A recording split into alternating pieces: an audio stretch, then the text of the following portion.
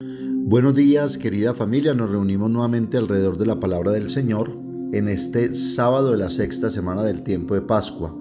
Nos reunimos en el nombre del Padre y del Hijo y del Espíritu Santo. Ven, Espíritu Santo, llena los corazones de tus fieles, enciende en ellos el fuego de tu amor y renovarás la faz de la tierra.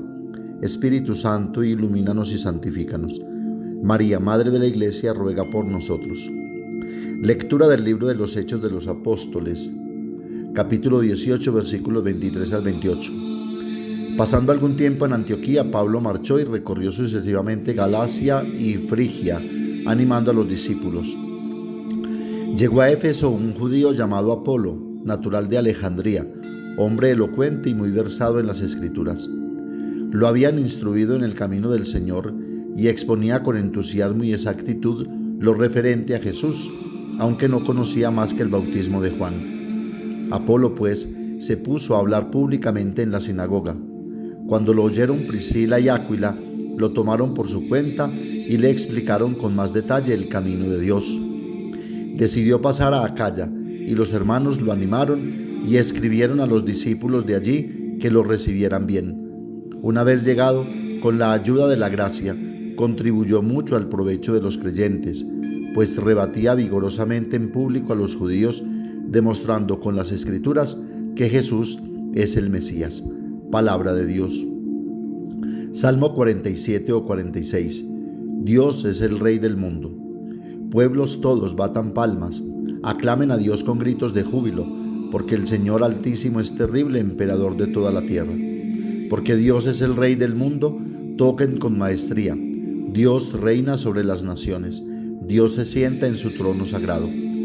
Los príncipes de los gentiles se reúnen con el pueblo del Dios de Abraham, porque de Dios son los grandes de la tierra y Él es excelso. Lectura del Santo Evangelio según San Juan, capítulo 16, versículos 23b al 28. En aquel tiempo dijo Jesús a sus discípulos: en verdad les digo, si piden algo al Padre en mi nombre, se lo dará. Hasta ahora no han pedido nada en mi nombre. Pidan y recibirán, para que su alegría sea completa. Les he hablado de esto en comparaciones.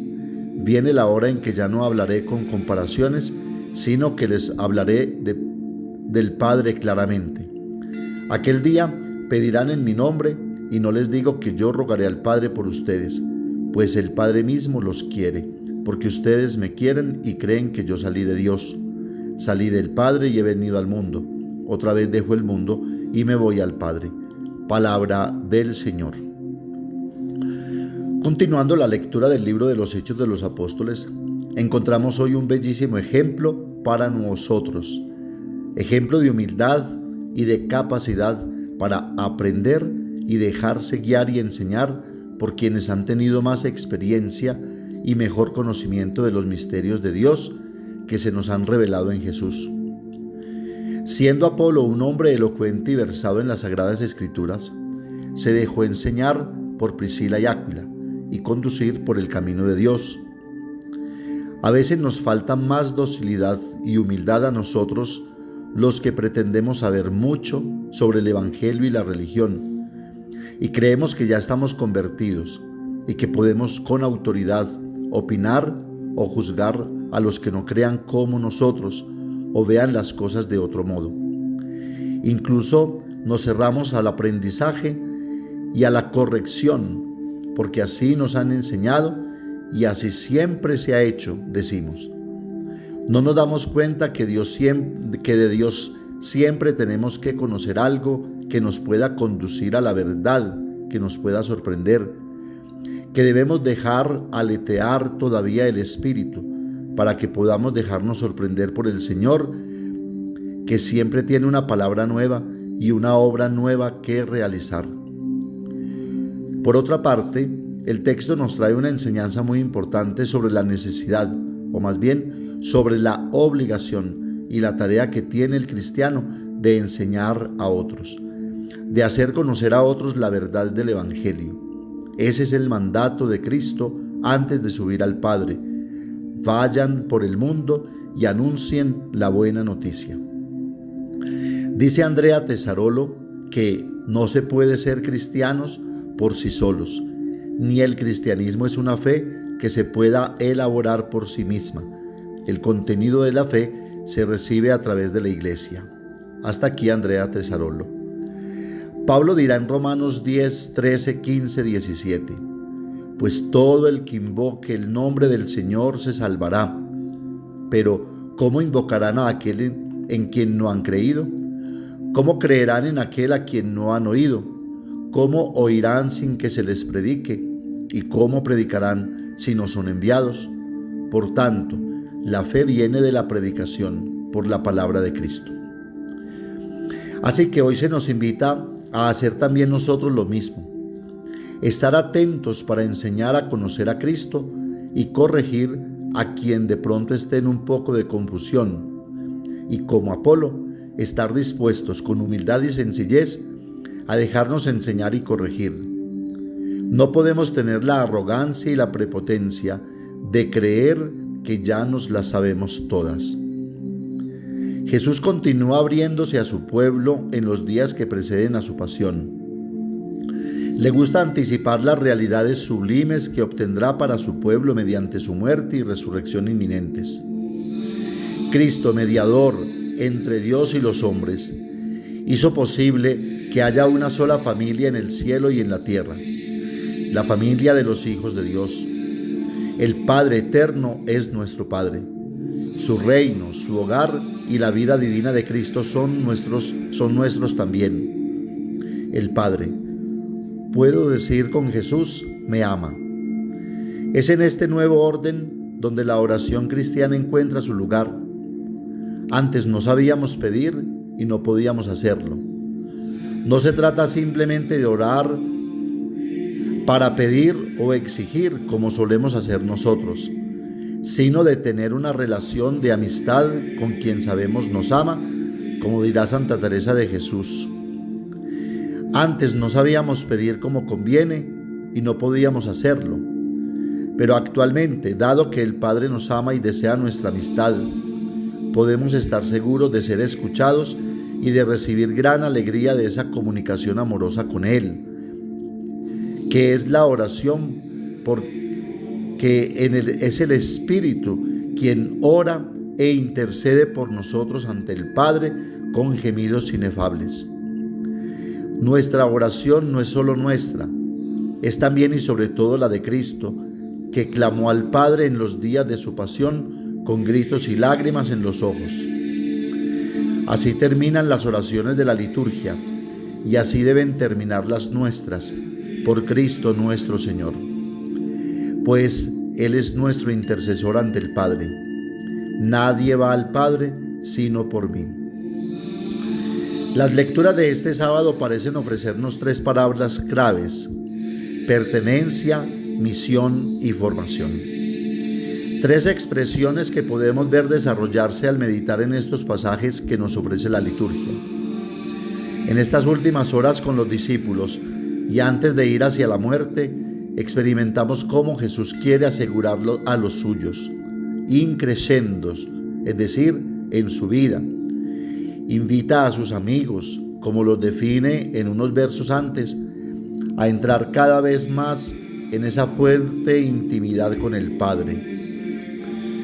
Qué hermoso, queridos amigos, saber que Jesús, a diferencia de los grandes gurús y charlatanes que el mundo nos presenta, se preocupa porque todos, sin excepción, puedan entrar en la intimidad de Dios y lo puedan conocer. Son versos densos que se convertirán en síntesis en la gran oración sacerdotal. Ora para que todos sean una cosa como Él y el Padre son uno. Jesús invita a sus seguidores a crecer en esa pertenencia que no es humana, pero que solo crece si se une de manera profunda con el Padre y el Hijo.